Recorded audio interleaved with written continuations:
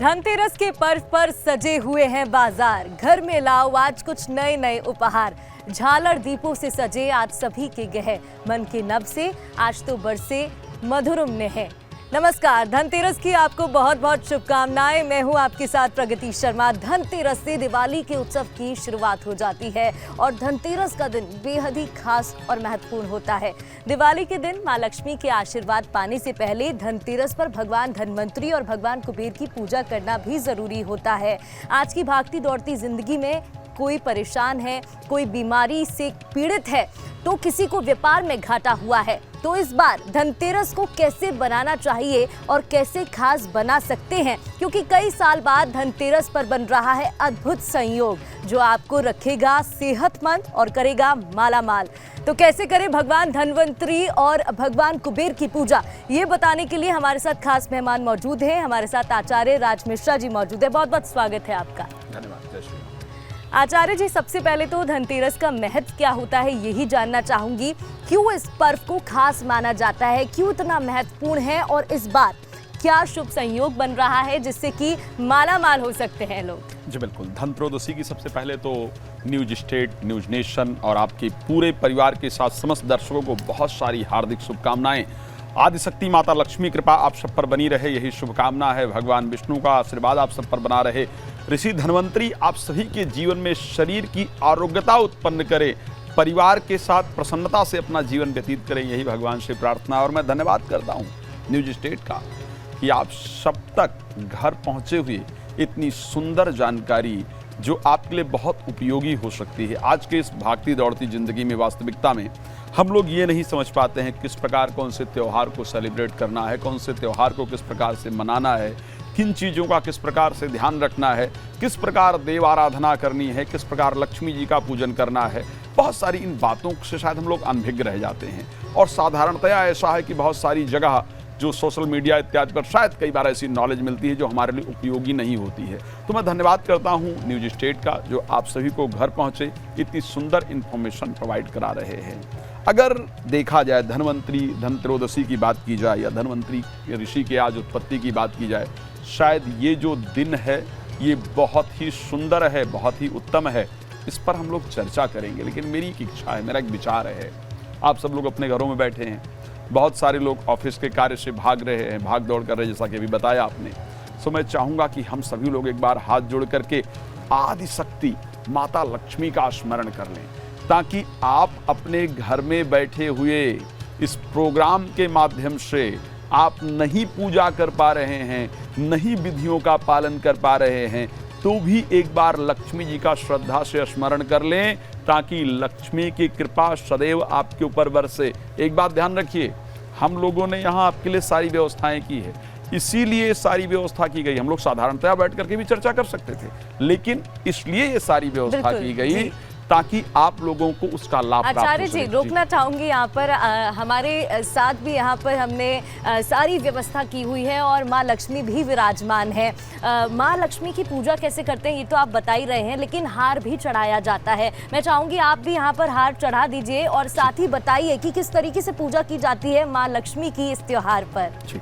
मैं चाहूँगा कि हम सभी लोग श्रद्धापूर्वक यहाँ पर आदिशक्ति की आराधना करें, आदिशक्ति की पूजा करें। और हमारे पास सुंदर कमल का पुष्प है जो माता लक्ष्मी को सबसे प्रिय है। एक सुंदर कमल का पुष्प हमने यहाँ पर व्यवस्था करके रखा है। देखिए, मेरा विचार है कि मन का हार, आदि गुरु शंकराचार्य ने एक बात कही थी, शास्त्र के अंदर के बहुत सुंदर वर्णन आता है कि भगवान को आप वैसे ले जा करके क्या प्रदान कर सकते, क्या करते हैं, वो महत्वपूर्ण नहीं है। आप मन से भी मानसिक पूजन का वर्णन आदि गुरु शंकराचार्य ने बहुत सुंदर वर्णन किया है। तो यदि मन से भी आप भगवान को कुछ अर्पण करते हैं तो परमात्मा निश्चित रूप से उसको स्वीकार करते हैं। तो आप वहाँ बैठे बैठे मन में ये इस प्रकार का संकल्प कीजिए कि आदिशक्ति को हम हार अर्पण कर रहे हैं और माता लक्ष्मी को सबसे प्रिय कमल का पुष्प आप सबकी तरफ से न्यूज स्टेट ये प्रदान करने जा रहा है। ये पुष्प आपके द्वारा ही, समझ लीजिए, आप दर्शन कर रहे हैं, ये आपके द्वारा ही है। हम श्रद्धा से अर्पण कर रहे हैं, आप इसको अपने मन में स्वीकार कीजिए और माता लक्ष्मी से अपने लिए प्रार्थना कीजिए। माता लक्ष्मी इसको स्वीकार करेंगी। ओम श्री शते लक्ष्मी पत्न्याम बहोरात्रि पार्श्वे नक्षत्रनिखाणां मुम्बहिखाणां सर्वलोकं महिखाणां माँ लक्ष्मी देव्यै नमः। तो हमने यहाँ पर हार की जगह माता लक्ष्मी को सबसे प्रिय कमल का पुष्प प्रदान किया है। जी, आप कुछ कह रहे थे, बताइए। बिल्कुल, आगे बढ़ते हुए यहाँ पर देखिए माता लक्ष्मी को कमल का पुष्प तो हमने चढ़ा ही दिया है, जो कि बेहद ही उनका प्रिय माना जाता है। सवाल कई हैं मेरे मन में, त्योहार बेहद खास है, लेकिन आगे बढ़ते हुए मैं ये भी आपसे आचार्य जी जानना चाहूंगी, धनतेरस, धन का त्योहार हम कहते हैं और कहते हैं कि इस दिन बर्तन खरीदना शुभ होता है, कई वस्तु खरीदे जाते हैं, लेकिन खरीदारी का इतना क्रेज है, तो क्या खरीदना सबसे शुभ रहता है? लोग इतने कंफ्यूज रहते हैं, यही नहीं समझ पाते कि क्या खरीदें। सबसे पहले देखिए, एक चीज हम सबको ध्यान रखना होगा कि बर्तन खरीदना ये त्योहार सिर्फ धन को लेकर के ही नहीं है। और मेरे विचार से धन सिर्फ पैसा ही नहीं है। सब ये सोचा जा सकता है, हम धन, जब भी धन की बात आती है तो हमारे विचार से आता है कि धन सिर्फ पैसा हो सकता है, लेकिन भागवत का एक सुंदर श्लोक है, अर्थागमो नित्यम रोगिता चा प्रिया चा भार्या प्रियवादिनी चा।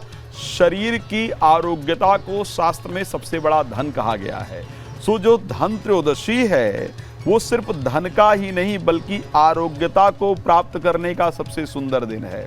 धन त्रयोदशी के दिन आदिशक्ति लक्ष्मी का प्राकट्य हुआ था, लेकिन उसके साथ अमृत कलश लेकर के, जैसा कि यहाँ पर धन्वंतरी ऋषि का स्वरूप अमृत कलश आप सभी के सामने उपस्थित है, तो अमृत कलश लेकर के ऋषि धन्वंतरी, जो कि विष्णु जी के स्वरूप हैं, उनका भी प्राकट्य हुआ था। आप सबको बताना चाहता हूं कि धन त्रयोदशी के दिन यम के लिए दीपदान किया जाता है, जिससे कि परिवार में किसी प्रकार की अकाल मृत्यु इत्यादि ना हो, दुर्घटना इत्यादि ना हो, इसके लिए पूरी तरह से यम के लिए दीपदान भी किया जाता है। शरीर आरोग्यता के लिए धन्वंतरी ऋषि की पूजा की जाती है और आदि शक्ति लक्ष्मी जी को अपने घर में आवाहित करने के लिए इस दिन लक्ष्मी जी का पूजन किया जाता है। जैसा कि आप सभी लोग शायद जानते हैं कि शास्त्र ये कहता है कि इसी दिन, यानी जो दीपावली का एक 5 दिवसीय कार्यक्रम होता है, वो 5 दिवसीय कार्यक्रम जो है वो इसी दिन से, धन त्रयोदशी से ही प्रारंभ होता है। इस दिन ही जो बर्तन खरीद के लाए जाए, देखिए स्वर्ण इत्यादि खरीदने की प्रक्रिया, चांदी इत्यादि खरीदने की प्रक्रिया, मुझे लगता है ये शायद बाद में लेकर के आया गया है। ये अगर हम पुराणों में जाकर के देखें, इतिहासों में जाकर के देखें, धर्म ग्रंथों के अंतर्गत जाकर के देखें, तो शायद कहीं ना कहीं सिर्फ ये वर्णन नहीं था कि आप स्वर्ण खरीद करके लाएं या चांदी खरीद करके लाएं। ये तो एक बड़ा डिफरेंट विषय हो गया, एक बहुत परिवर्तित विषय हो गया कि जिस व्यक्ति के घर में इतना धन नहीं है कि स्वर्ण खरीद पाए या चांदी खरीद पाए या वो स्टील के बर्तन खरीद पाए, तो क्या उसके घर लक्ष्मी जी का आगमन नहीं होगा? क्या वो धन त्रयोदशी नहीं मना सकता है? तो ऐसा बिल्कुल नहीं है, इस चीज को ध्यान रखिएगा। शास्त्रोक्त विधि ये है कि धन त्रयोदशी के दिन से ही घर में लक्ष्मी का जो आगमन का, क्योंकि लक्ष्मी जी का जन्म हुआ था तो उनके आगमन का समय प्रारंभ होता है। आपको क्या करना चाहिए? जो बर्तन दीपावली में पूजा के लिए आपको प्रयोग करना होता है, वो बर्तन आपको इसी दिन खरीदना चाहिए। वही धीरे धीरे परिवर्तित होते होते स्वर्ण और चांदी और बाकी आभूषणों के अंतर्गत चला गया। तो जो बर्तन दीपावली को पूजन में प्रयोग करना है, जो गणेश और लक्ष्मी जी की प्रतिमा आपको दीपावली में पूजन के लिए प्रयोग करना, ये भी एक इम्पॉर्टेंट विषय है कि जो किसी के घर में चांदी की प्रतिमा है तो क्या उसका प्रयोग किया जाए, ये सब शायद हम लोग बीच में डिस्कस करेंगे। लेकिन सबसे पहले कि जो पूजा के लिए आपको बर्तन प्रयोग करना है, सफाई के लिए धन त्रयोदशी को झाड़ू खरीदने का बड़ा नियम है, तो जो सफाई के लिए आपको जो वस्तुएं उपयोग करना है, झाड़ू खरीदना है, पोछा खरीदना है, दीपावली पूजन के लिए मूर्ति खरीदना है, दीपावली पूजन के लिए बर्तन खरीदना है, वो सारी सामग्रियां आज ही यानी धन त्रयोदशी के दिन खरीद करके लाना चाहिए और उसी को पूजन में विशेष रूप से प्रयोग करना चाहिए। ऐसा बिल्कुल नियम नहीं है। मैं फिर एक बार क्लियर करना चाहता हूं कि आप अगर स्वर्ण नहीं खरीद पाते हैं, आप चांदी नहीं खरीद पाते हैं, तो आपको उदास होने की जरूरत है, परेशान होने की जरूरत है कि आदिशक्ति की कृपा, माता लक्ष्मी कृपा हमको प्राप्त हो पाएगी या नहीं। तो इस प्रकार की परिस्थितियां नहीं हैं। आज इस कार्यक्रम में हम बहुत सारी चीज़ों पर चर्चा करेंगे, जैसा कि क्या लक्ष्मी जी को जो पुराने गणेश लक्ष्मी हैं घर में उनको रखना चाहिए या नए खरीद करके लाना चाहिए, उनकी पूजा करनी, ये बहुत सारे विषय हैं।